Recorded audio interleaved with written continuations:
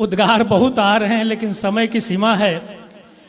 श्रीमद् भागवत में ही देखें 3 तरह के पुत्र बताए गए हैं नवम स्कंद में याति चरित्र के संबंध में, उत्तम, मध्यम, अधम, और एक चौथी श्रेणी भी निर्धारित कर दी गई है। श्लोक इस प्रकार है, उत्तम पुत्र कौन है, मध्यम पुत्र कौन है, अधम पुत्र कौन है, इन तीनों श्रेणियों से जो बाहर का है वो कौन है। तो उत्तमश्चिंतितं कुर्यात्, माता पिता, पिता शब्द का प्रयोग है, उपलक्षण है माता का भी। तो माता पिता की सेवा में माता पिता के कहे बिना ही अनुमान करके उनकी आवश्यकताओं की पूर्ति कर देता हो, सेवा करता हो, वह उत्तम पुत्र है।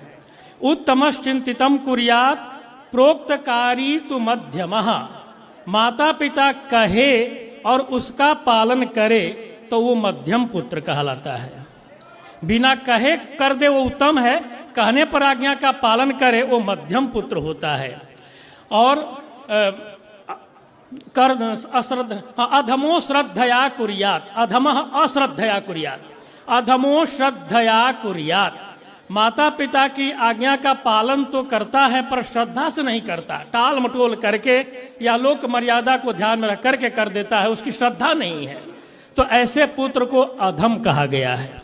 और जो माता पिता की आज्ञा न माने उसको क्या कहा गया, तो उस शब्द को यहाँ उच्चारण करने में मुझे थोड़ा सा संकोच हो रहा है।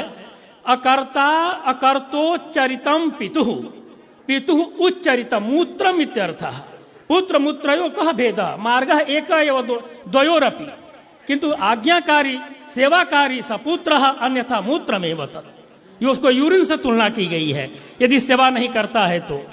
और जो घर से माता को बाहर कर दे उसके लिए तो हमारे यहाँ शब्द भी नहीं है।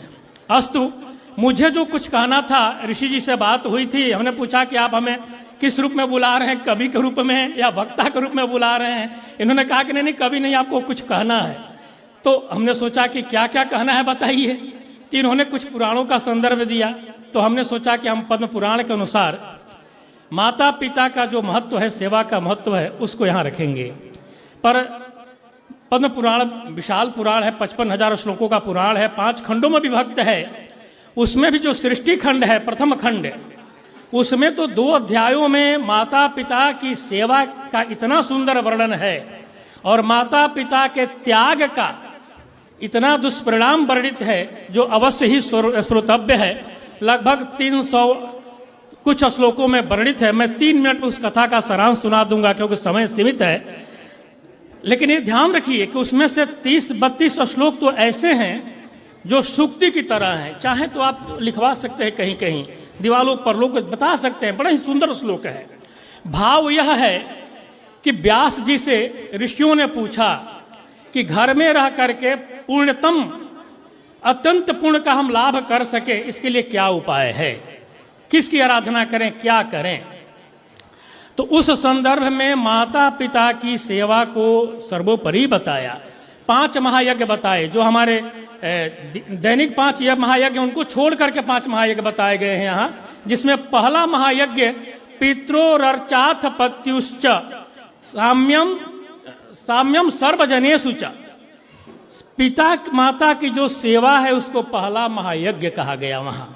और उसी संदर्भ में आगे श्लोक देते हैं कि पिता धर्मः पिता स्वर्गः पिता ही परमं तपः पितरी प्रीतिमापन्ने प्रीयन्ते सर्वदेवताः। यदि माता पिता प्रसन्न हो गए तो सारे देवता प्रसन्न हो जाते हैं। यहाँ तक उसमें कहा कि पितरो यस्य तृप्यन्ति, पितरो यस्य तृप्यन्ति सेवया च गुणेन च तस्य भागीरथी स्नानम अहन्यहन विद्यते। जिसकी सेवा से और जिस पुत्र के गुणों से माता पिता संतुष्ट होते हैं, वह पुत्र घर में रहकर मानो हर दिन गंगा का स्नान कर रहा है। इस तरह से वर्णन किया और अंत में एक कथा सुनाई व्यास जी ने, नरोत्तम नामक ब्राह्मण की कथा। कथा का सारांश यह है कि एक नरोत्तम नामक ब्राह्मण हैं, उन्होंने माता पिता का घर में अनादर कर दिया और तीर्थ यात्रा के लिए चले गए। तीर्थ यात्रा में गए, कुछ सिद्धियां उनको प्राप्त हो गई, सिद्धि एक ऐसी सिद्धि मिल गई कि स्नान के बाद वो वस्त्र आकाश में छोड़ देते थे और वो आकाश में ही वो वस्त्र वो जहां जाए वहां वहां उड़ता हुआ जाता था और आकाश में ही वस्त्र सूखता था। जमीन पर या किसी आधार की आवश्यकता नहीं थी कि हम वस्त्र डालें, वस्त्र से छोड़ दिया, आकाश में ही वो वस्त्र सूख रहा है, जहां जहां नरोत्तम जा रहे हैं वस्त्र भी जा रहा है। ऐसी सिद्धि थी। अब जब सिद्धि थी लेकिन माता पिता की उन्होंने अवहेलना कर दी थी। अब सिद्धि के कारण अहंकार आ गया, धीरे धीरे अहंकार आया। एक दिन अहंकार से अभिभूत होकर आकाश के ऊपर सिर उठाकर देख रहे थे कि अब मेरे से बड़ा कौन है, और जैसे ही उस सिर ऊपर उठाया उनके मुंह में एक बगुले ने बीट कर दिया। कथा सुनिएगा, बस सलाम से बोल रहा हूं। जब बगुले ने बीट कर दिया उनको क्रोध आ गया। सिद्धि थी, उन्हें तुरंत बगुले को शाप दिया, जला करके राख कर दी। बगुला जलकर राख हो गया। बगुला के जलते ही उनकी जो सिद्धि थी वस्त्र आकाश में चलने वाली, वो सिद्धि समाप्त हो गई और जो कुछ पुण्य था वो भी यहीं समाप्त हो गया। अब जब सिद्धि इनकी समाप्त हो गई तब बड़े व्याकुल हुए। व्याकुल हुए तो आकाशवाणी हुई कि आप मूक चांडाल, एक चांडाल है जिसका नाम मूक है, आप उसके पास चले जाइए, आपकी सिद्धि क्यों नष्ट हुई सब कुछ आपको मिल जाएगा और अब आपका परम कर्तव्य क्या है वह चांडाल आपको बताएगा। अब ये सुन करके नरोत्तम ब्राह्मण चांडाल के घर जा रहे हैं। जब मूक चांडाल के घर जा करके आवाज दी, देखा कि मूक चांडाल अपनी माता और पिता की सेवा कर रहा है। आवाज दी कि भाई बाहर निकलो। उसने कहा कि अर्चयित्वाथ पितरौ, मैं पिता माता की सेवा कर रहा हूं। सेवा के बाद कृत्यं ते करवाणी वही, माता पिता की सेवा पूरी होने के बाद जो कर्तव्य है मैं करूंगा, आपका आतिथ्य भी करूंगा, थोड़ी देर प्रतीक्षा कर लीजिए। क्रोध आ गया नरोत्तम ब्राह्मण को। उन्हें कहा कि अरे ब्राह्मण से बड़ा कोई देवता होता है, मैं द्वार पर खड़ा हूं, तुम चंडाल, हम बुला रहे हैं, तुम नहीं आ रहे हो, माता पिता की सेवा बाद में नहीं कर सकते। चंडाल भगवान की माया है। चंडाल ने भी कहा कि ब्राह्मण देवता, मैं वो बगुला नहीं हूं जो आप सांप से जलाकर राख कर देंगे, और आप हमारे पास अपनी सिद्धि लोप होने का कारण जानने के लिए आए हैं और परम कर्तव्य को जानने के लिए आए हैं, तो आपको प्रतीक्षा करनी पड़ेगी, या ज्यादा जल्दी है तो आप आगे निकल जाइए, एक पतिव्रता मिलेगी, वो आपके प्रश्नों का समाधान करेगी।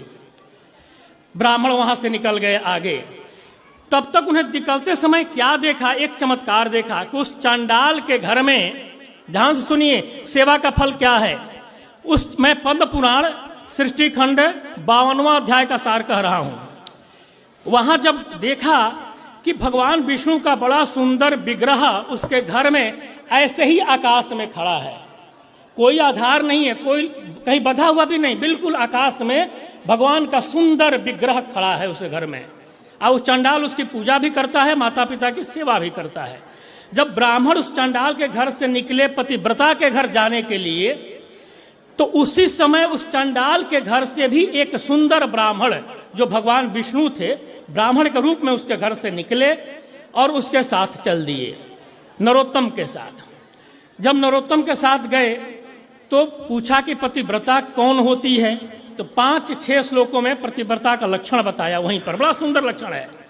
लक्षण बताने के बाद बताया कि आगे एक ब्राह्मण का घर है, उनकी 8 पत्नियां हैं, उनमें से एक शुभा नाम की पत्नी है, वो पतिव्रता है, आप जाइए, आपकी जिज्ञासाओं का समाधान वहां हो जाएगा।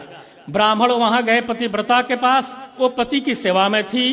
ब्राह्मण ने वहां भी आवाज दी। पतिव्रता ने कहा कि अभी सेवा में लग चुकी हूं, महाराज थोड़ी प्रतीक्षा कर लीजिए, सेवा के बाद मैं आती हूं। उन्होंने धमकाया कि मैं शाप दूंगा।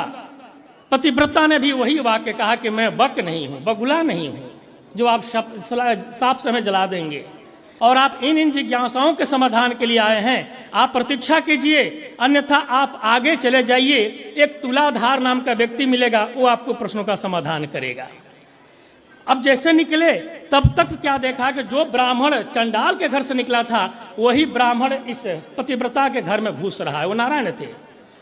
और फिर वहां से निकल करके उस ब्राह्मण ने कहा कि चलो हम तुलाधार का घर बताते हैं। तीसरे नंबर पर जब तुलाधार के यहाँ गए तो मैले कुचैले गंदे कपड़े पहने हुए थे और तुलाधार दिन भर क्रय विक्रय इसी कर में लगा हुआ था। जब जाकर ब्राह्मण ने